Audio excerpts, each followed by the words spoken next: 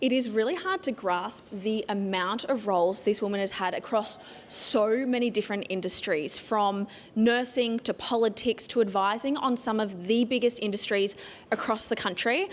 I'm going to try and boil this all down. Okay, on LinkedIn, she is currently the head of an engineering company that is a leader for development in defence and aerospace technology. She was a politician for 8 years and she worked internationally on conferences reviewing infrastructure across Asia Pacific, and also sat on boards related to public transport, tourism and major projects for a few decades. Basically, if there is a male-dominated industry, this woman has been there, done that, conquered it and is at the helm. She isn't actually on Instagram or any other social channels, but millions of people have seen a snippet of what she does for work when she did a street interview 2 years ago. It can be really hard to find people like this to actually speak about cracking the code on male-dominated industries and STEM, so I am extremely excited to actually pick her brains.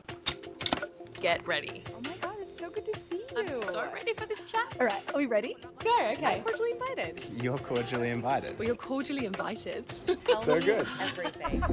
I got too excited. You're cordially invited. Cordially invited. You are cordially invited. I live here now. I'm Ashley Paholic and this is Cordially Invited. Wendy Smith, it is lovely to see you. You look amazing as usual. I like your red suit. Thank you, but I feel like you always look gorgeous. You always slay in what you're wearing. That's actually what drew me to you like a few years ago, because your pink power suit just like stood out, and I feel like that's what caught so many people's eye. Have you always felt like so confident in wearing like more bold outfits? I've always liked bold colours. I've always liked the blues and the reds and the really bold colours. You have to have a day when you feel confident to put on a suit like that. But see, I feel like when I put it on, I feel more confident. So I do it when I don't feel good as well. Okay. And it helps me get there. Okay. I know that for a lot of women in male-dominated industries, you know, they're very hyper-vigilant, they're hypersensitive about what they say, what they wear, how they say things, because they're very cautious and conscious of how they're being perceived. That's a really good comment. I think it's very important for women to look corporate. I think at a meeting, whether it be a board meeting or a work meeting or whatever it is, it's important to look up. How you present yourself is how you're taken. Yes. I think it's also really important for women to listen when they go into situations. I've been in many situations where I actually have had to sit back and listen because some of the conversations have been about something I actually have no understanding of. And one of the things I've learned is that when I'm in a situation like that, sit back, just listen. If you feel very confident about the way you're dressed and you know you look okay, just wait for the conversation. Eventually you'll pick up what is going on and then you'll be able to say something pertinent. But it is good in a situation which is not familiar. I think it's really important to sit, male or female, just sit back and listen for a bit, try and gauge what is going on and make sure your comment is pertinent. Otherwise you'll be ignored. You don't need to say something, basically. You don't have to say something to be... You don't need to fill the space. Yes. Have you ever had to feel like you had to change or squash part of yourself, especially in the early days of being in male-dominated fields? Yeah, absolutely. I would say getting older, whilst one gets older and doesn't like it, there are real perks in getting older. You've actually been involved in so many situations, and yes, you become comfortable in your own skin and comfortable enough to say what you think carefully without hurting anyone. Whereas I would say that 20, 30 years ago, I would have not made some of the comments I would make today. One, I wouldn't have had the confidence. Two, I wouldn't have had the experience to actually make a comment such as I might make at that occasion. And 3 years, I probably felt inferior or not confident. What sort of built your confidence in those early years? Well, I've done so many different things that it's just a gradual process. I think running a business in Singapore was really important for me. I found I was running conferences that were reviewing Asia Pacific infrastructure, and I was dealing with ministers in Singapore, Thailand, Hong Kong, Indonesia, and it was really interesting. A lot of Asian women have equality, and a lot of Asian women are running a lot of big businesses up there. Really? So going into I was running a conference and I was 6 months pregnant with one of the kids, And I remember going into a minister's office, Minister Habibi, who actually ended up becoming a president, didn't blink an eyelid. And he was curious. He said, sit down, welcome me. We spoke for about 20, 30 minutes. And that, I think, being in a really different country with a different environment, and I didn't see misogyny in the things I was doing up there in Asia, which was really interesting. You wouldn't expect that. Yeah. But there was, and I think that growing a business out of nothing, and I mean, I had the governor of Jakarta and the governor of Bangkok, who was an architect and head of the Architects Association for Asia, become friends. And I think that experience internationally made me, when I came back, a lot more confident of dealing with what I was dealing with when I came back in a work situation. You know, there are so many different areas, so many different ways that it is difficult for women in male-dominated industries to be seen, be heard, be taken seriously. What are some of the ways that you have seen or you know of that sometimes could go under the radar? I think there's lots of them, to be honest. I was going to start with saying that all one has to do is pick up a financial paper and look at the boards, the economic boards, the financial boards, look at the meetings that are going on internationally between presidents around the world and count how many women are standing there next to the men. And that's a really clear message that women do not have equality in many areas still. I think in a lot of those male-dominated areas, particularly in finance and economics, that's where the power is, so it's hard for women to get into that. But yeah, I see occasionally a man will cut across a woman saying something. Politics is interesting.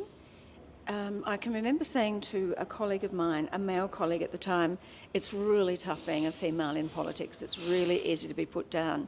And this male colleague said to me, well, it's really tough being a male in politics too. And that was an interesting lesson, because often we assume that we're having it tough.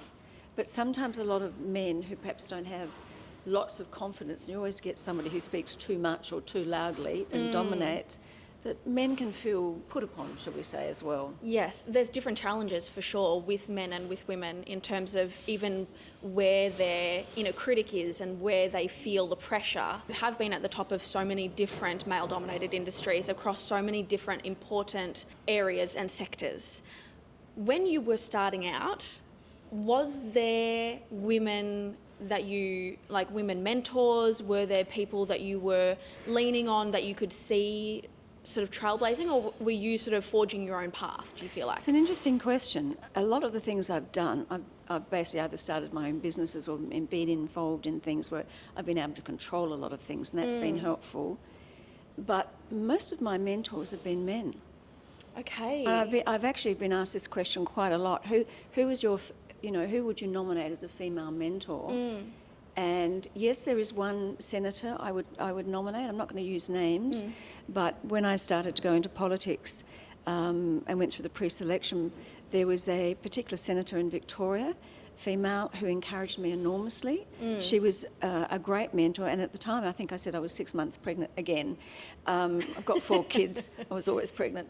And there was a lot of support at that time. But most of my mentors have been men. Do you feel like there's an importance then, like a lot of the time women who are trying to get ahead in male-dominated industries, they look for women to be their mentors. Do you feel like there's actually like value in having a male mentor? I think there's value in having both. But often women in a political arena, often the women don't support the other women. Yes. Because everyone is so busy trying to be a minister. So it's quite an aggressive, competitive environment. That's quite the same in TV, especially in news. So I have felt that definitely, that it's like in male-dominated industries, in the really tough industries, it's not just the men that are sometimes squashing you, it's also the women. Yes. So that can be really tough. But in terms of, I'm really interested about having male mentors. Do you feel like they give you a different perspective or like help shape you in a way that would be different to having a female as a mentor? The male mentors I've had have just encouraged me because they've thought I could do the job or do whatever I was going for. There have been situations where I might have spoken publicly at something and a male might have criticised me, But then I've gone to one of my mentors and they've said, no, you're doing absolutely okay, don't worry about that criticism. So it's a different type of, I'm not explaining it very well because I haven't had many female mentors. So it's just been encouraging and someone saying, you can do this. Yeah. You can do this if you really want it. Yes, but what I'm also hearing then is that you've been one of the only females who've been forging your own way as a woman in those areas. In a lot of areas, yes. Did that ever put you off going into these different sectors? Like, that's an added challenge. There's been a lot of times that have been really tough. So when I went to school, I didn't do particularly well at school because I was suffering from a slight dyslexia, but I didn't know that. And then when I worked at La Trobe University, I was a nursing sister. I realised I could, when I was dealing with students, I realised I could study. It took me till I was 25 to get into university, so it hasn't been easy. There's been lots of adversity along the way, which I think grows people. I mean, there's a saying, there's no gain without pain, and I think women and men, it's really hard sometimes to find your path. So I guess I've always been curious too. I think curiosity is really important, and you just have to have a go. During those tough times, though, when you are having a go and you are getting pushback or you are getting that negative comment from a male, whatever it is, what keeps you going? Probably a toughness. I mean, there's many nights where I've lain in bed and gone through conversations and gone through perhaps situations and in the end decided we just have to get in there and do it. You grow a tough hide in politics particularly, and you learn not to take it personally. Yeah. But it's also in the business world. You just have to trust your gut really a lot of the time. It can be tough, especially in politics. I was in Question Time the other week, and they're just like hurling abuse. Like, it can get personal. I just felt scared, like, watching the back and forth. It's a theatre. You have to remember the Parliament is a theatre, and what they're trying to do in Parliament, they're trying to make you slip up. You are and have been on many boards, so that would mean, and I assume, like, the percentage of women on boards, especially in like STEM type areas, is like 34%, which isn't really that much. And so I assume that when you're going into these rooms to have these discussions, these conversations, you could be the only female there. There was more of that in the past. Yep. It is changing. I think it's really important. And if you don't understand anything or don't know anything, I think it is really important to ask.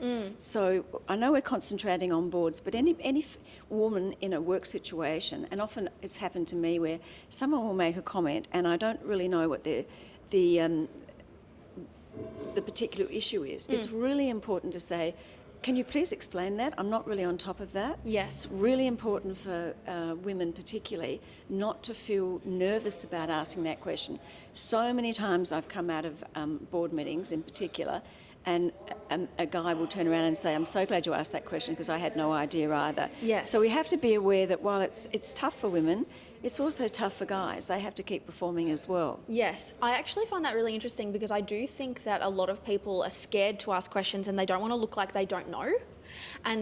But I love to ask questions and I like to clarify, like you're saying, and I think that actually builds up your rapport actually in the eyes of others because it shows that you're really listening and you truly want to understand. And you've started a conversation. Exactly. And so I feel like that's actually one of the best moves to make is to ask clarifying questions. And like you said, so many people actually also want to know that probably don't know, that were too scared to ask the question. Hey. Yeah, having confidence is really a difficult thing to have, and I think again it comes with experience and it comes with being a bit older, and it comes with doing a variety of different jobs. I feel like there's a difference between being seen and being accepted as a woman in that industry, but there is a difference between that and having influence and actually being seen and respected. Can you tell me what you think the difference is? How did you get there? One has to prove that we're worth being where we are. And I think people are usually in jobs get there for merit. And you have to keep proving that your input is worthwhile, your knowledge is worthwhile. And again, I think it comes down to choosing when to speak and when not to speak, when to act and when not to act. I've made a lot of mistakes in the early years, speaking up too early, saying things that perhaps were a bit abrupt. It's a learning experience. And I think everyone's different. Was there a point where you could recognise the difference in you and when people started taking you more seriously? Yes, I think there is actually. And I think it had a lot to do with running this business overseas. I was in council, local council, and I came out of a community group. And a lot of the old guys on the council, which I shan't mention, which no longer exists actually, didn't have much time for me because I was young, I was 32, had a couple of babies, and we were pushing for traffic reform and community centres and children's care centres, and a lot of the old guard didn't like that. And so that was a time when it was just hard work.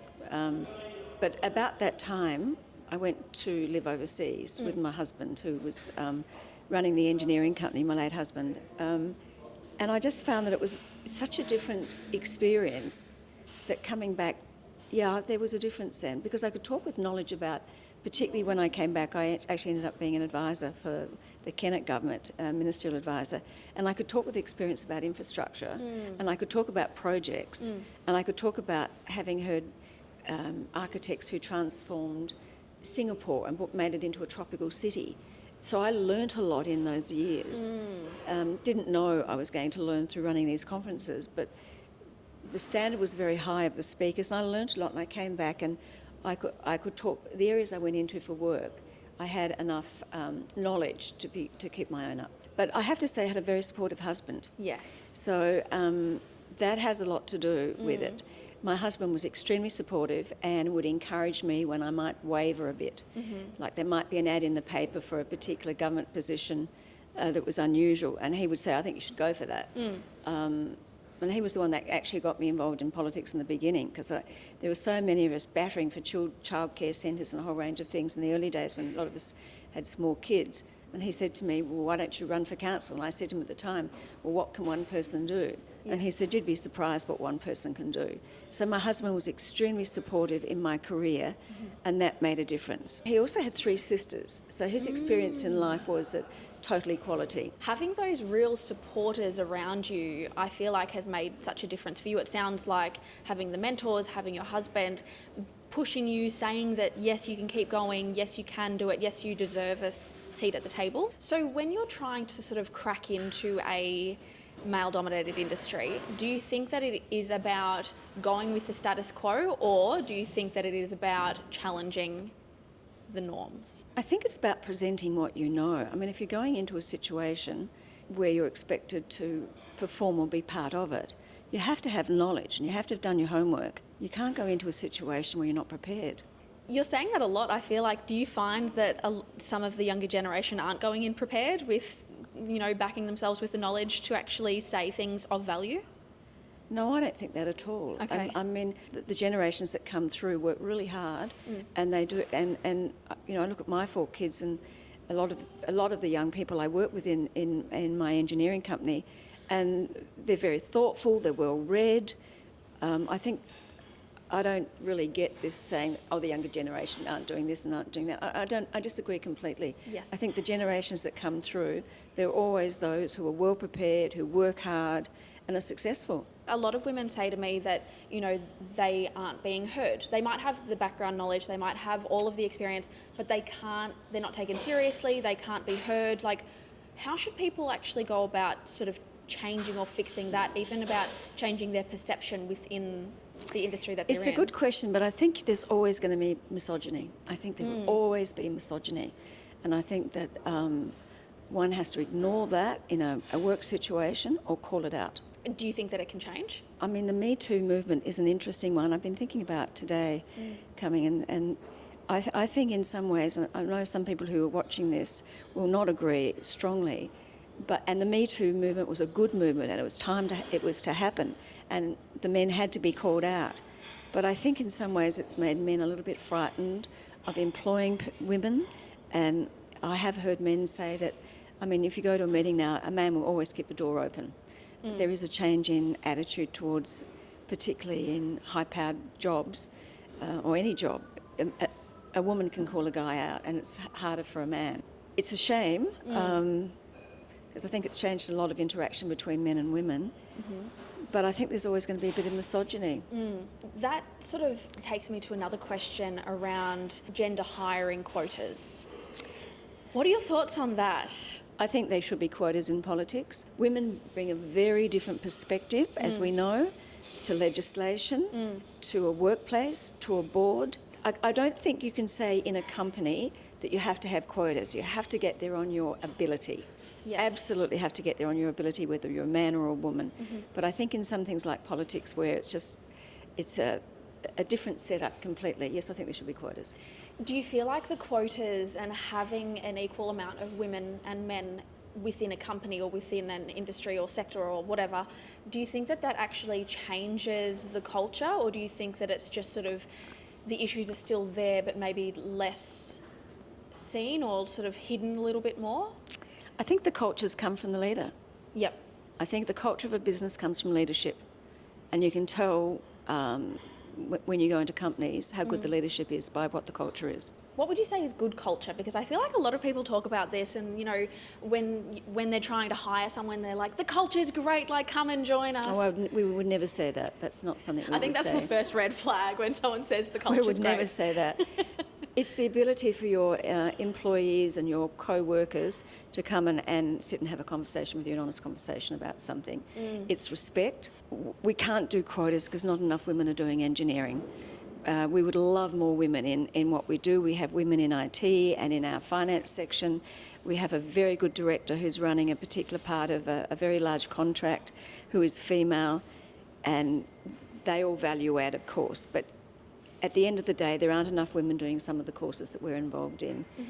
But I think the culture of a business goes to the leadership, the board or the owners or whoever is setting it, how they treat their staff. You're on one of these big engineering boards, like you're the top dog on one of them. How are you going about trying to... It's an interesting way of putting it. Is there any way that you're trying to make it easier or better for women to actually get into these roles? Like, is there any way that you're able to sort of help change? The only way I'm doing that is I'm actually, I give a scholarship to Monash University to a female mechanical engineering, and I give that in the name of my late husband. But I also have been very impressed with the Monash Innovation Centre, and through the company we've donated money, and there's a lot of women involved in that particular sector who are the next tech leaders. Outside of that, it's really difficult. We look when we put out an ad, we try and have women in there, but again it comes down to how good the person is and what their experience is. Like you said about getting into politics, your first question was, what can one person do? Now looking at it from a wider lens, what can one person, individual, do themselves, whether they're in a leadership role, whether they're a manager, whether they're just starting their career? Like, what is something that one person can do that can help shift the culture, that can help sort of for themselves but for the next woman coming after them as well? I think one person can do a lot, but you've got to believe in yourself and you've got to have confidence in yourself. There are a lot of women around, and men, but there are a lot of women around who've started things which are very successful because they've worked really hard at it, they've believed in it, and they've been able to network and be smart enough to gather people together in a group. So networking is really important, I think, for women and men, of course, but men are really good at the networking. They are. But women need to network and have mentoring groups. Over the next sort of couple of years, do you see much changing in the culture? I think it's changed in my work lifetime. Yep. There are a lot more women in senior roles in all disciplines, all companies, than there were 20 years ago. Getting that knowledge behind you is one of the key things that I'm hearing from you. But misogyny is there's always going to be a little bit. I mean, I sometimes would see someone cut someone short, and I think, okay, but you have to call it out. You have to call it out and say, excuse me, you've just cut that person off. So as the viewer, you have, like, as an extra person, not always the person who's being cut off. No, you have to Call it out if you see it. Yeah. Okay, that's really important. it can sometimes be a bit scary. You have to be very confident to do that, but I think it's really important, particularly if you're a senior inside a particular industry and you see something, it's really important to call it out. I can remember over the one technique which I've only used twice was I was being bullied about something, and I just turned around and said, "You're bullying me." And today to say, this was years ago, but to say that to a man instantly scares them. Yes. So it's not something you use Willy-nilly, ad hoc. yes. But if you are being bullied, it's important to call it out. Sometimes you don't even have to say it. I think it's just being direct with it. It's just that you can be like, that's not a nice comment.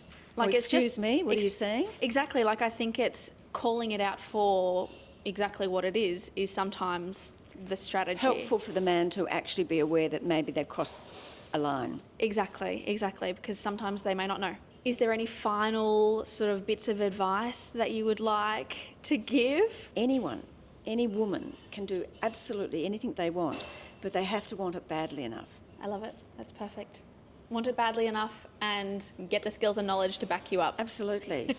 I love it. Thank you so much for your time. My pleasure. I appreciate it. I hope some of that's been useful. No, of course. It's been perfect. Okay, I feel like that was actually really powerful speaking to her as someone who's like really made it and sort of knows what it takes. And I feel like we touched on some really good topics of power, credibility, culture, resilience. And I know that, I've got a few things that I'm really going to take away and think about and really sort of implement next time I'm in any type of conversation or interaction with anyone at work. But there is one key question that I would like you to take away, think about, and even start conversations with other people. And it is, what invisible boundaries do you have in life and which are you able to redraw? Anyway, if you've enjoyed this, please like, comment, subscribe, follow. You can find Wendy, whatever it is, send me questions, what you'd like. It was really great seeing you.